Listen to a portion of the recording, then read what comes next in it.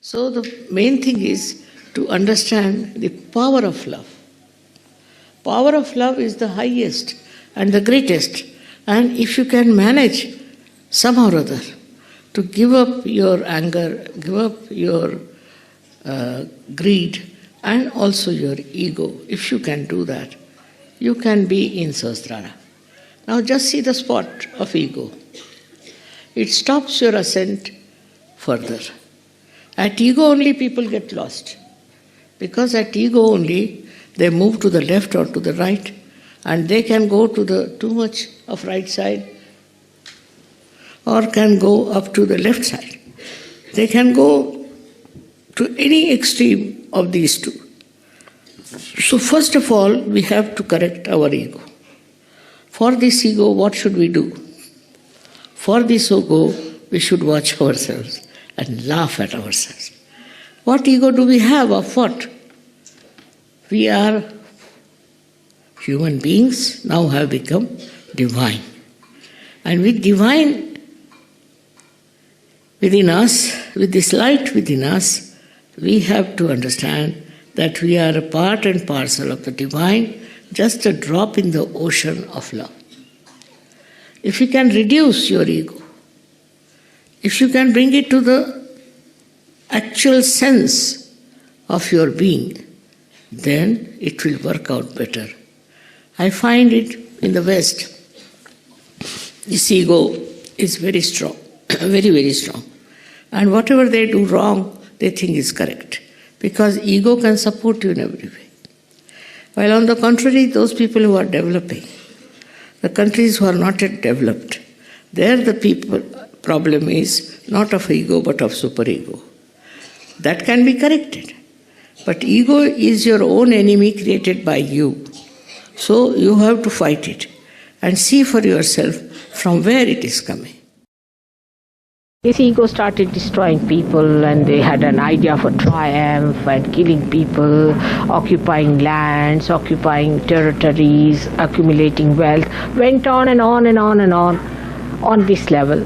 Then from there they started, when the marriage system started in a proper way, again the aggression started on the women, and now the women are aggressing men, like that. It's all became so aggressive. But when you aggress, you don't see that you are aggressing. This is the problem of the egoistical person. Though he may be a seeker, though he may be a very genuine seeker, but if he is in the area of ego, he never feels his own catches, because the ego is in between, the reality in himself. So he cannot see his own catches. He cannot see how he is aggressing others. And he doesn't see how he's hurting others, troubling others, torturing others. And such a person can be extremely arrogant, extremely, strangulating. When you find a Sahaja Yogi behaves in a funny way, that if he's breaking from the collectivity, then he is nothing but an egoist. No doubt about it. By any argument, by anything. But a person who is a superego fellow will stick on to the collectivity. Will try to be very close to the ashram, will be very close to us, very much here, around it. Even if you said we don't want to, it will be there. Why? Because it realizes that it is aggressed, and also it realizes that it can be sly. So when a left-sided person enters into an ashram, that person would be very nice, quiet, sweet, everything. But the entities, the bhoots in him, will aggress the people slyly. They'll torture him. But those people can be cured very easily because they are troubled and tortured themselves. But those who are egoistical, will be very difficult for them to get out of. To understand ego, you must see what do you plan about your life. It's very easy.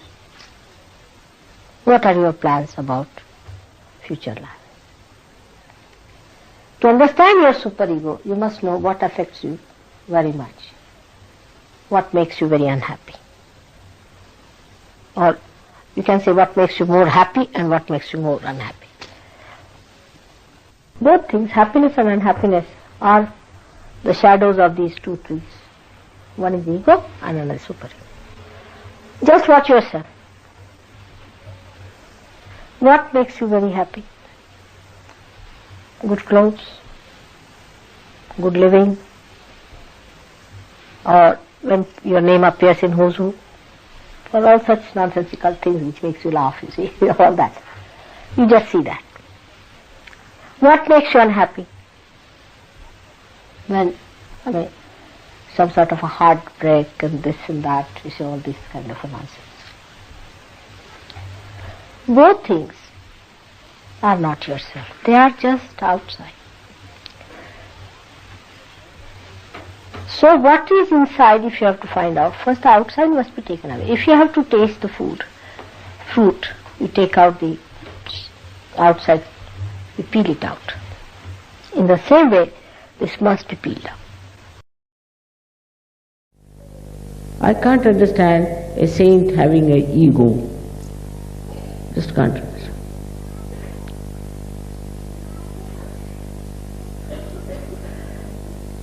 It's so stupid to have ego. It's a kind of a domination. If slightest things are wrong, you get angry. If somebody says something, you get angry. That means your power of love and compassion is still not full.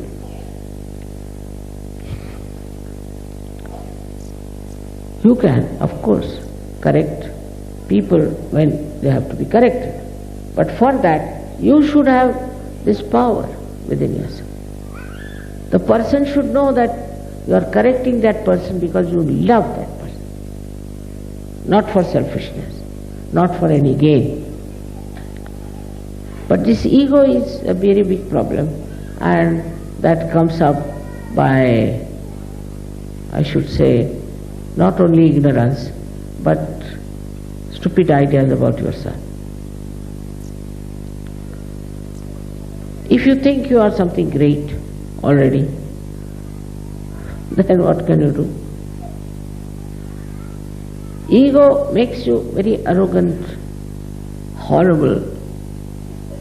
But if you are humble, really, not to just to have the humility of a businessman, but if you are humble from within yourself, from your heart, enjoying your humility,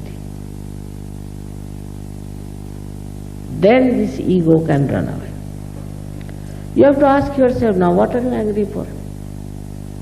Again I come back to the same point, introspection. Because you are not here just to carry on some jobs, but you are here to become saints